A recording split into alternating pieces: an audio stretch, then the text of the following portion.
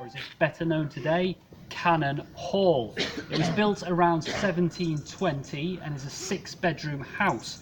It includes an indoor swimming pool, a billiards room, a study, a conservatory, a library. It's basically a real-life game of Cluedo. The parish watch house that we passed on our way here was built around 1730 into the garden wall of the property. Back in the 18th century, the billiards room of the house was used as the local magistrates' court, and prisoners would be held in that dark single cell in the garden wall until they could be moved to more permanent lodgings elsewhere. The court and the lockup were continued to be used all the way up until the 1830s, by which point the Metropolitan Police was formed and the cells in the court moved elsewhere. Over the years and the centuries, this has been home to many notable residents, including a man called Sir Noah Thomas. He was the physician to King George III back in the 1780s.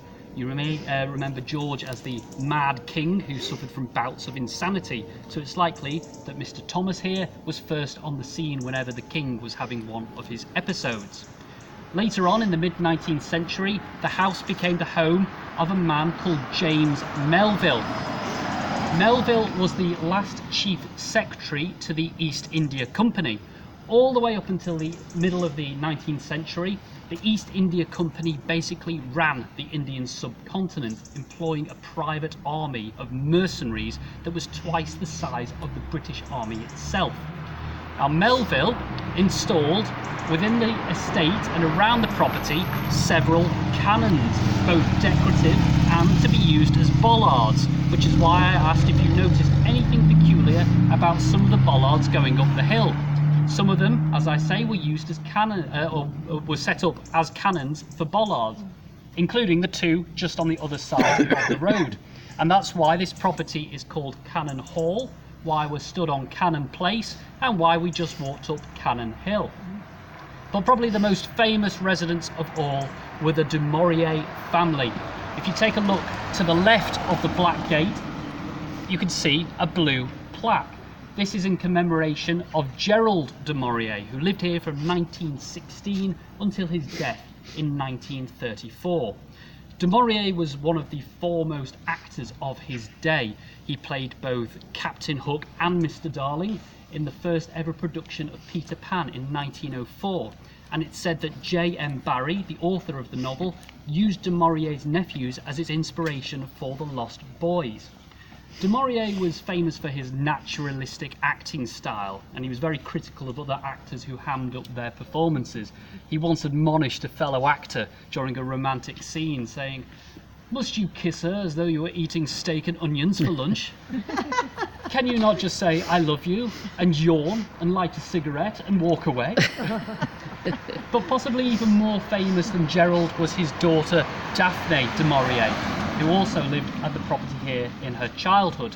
She became a famous novelist in her own right, and amongst her works were Jamaica Inn and Rebecca. The opening lines to the latter are, "Last night I dreamt I went to Mandalay again. It seemed I stood by the iron gate to the driveway, and for a while I could not enter, for the way was barred to me." That could well have been Daphne reminiscing about her own childhood, looking up from this iron gate to the driveway of the property. She also recollected how she could jump out of the first floor toilet window onto the flat roof beneath and then down into the courtyard, and she and her sisters would run to the bottom of the garden and take it in turns to play prisoner at the lockup. Now, just in case you're wondering how much Cannon Hall might set you back in 2015 it was sold by a man called Lloyd Dorfman, who was the founder of Travelex, and he sold it for £28 million. So if you would like to live here, you best get raiding your piggy banks. Now we're moving from Mandalay to another far-flung location. We're heading up the road to Egypt. Wow, thank you very much indeed. Has this Du Maurier chap got anything to do with these cigarettes? Du Maurier. I have just been asked if the Du Maurier chap here has anything to do with the cigarettes, Du Maurier, and the answer is yes, he had to sponsor them in order to pay off a tax bill that he'd forgotten to pay. Oh, well, beautifully done. Absolutely lovely. Thank you. And 425, which is absolutely fine, but between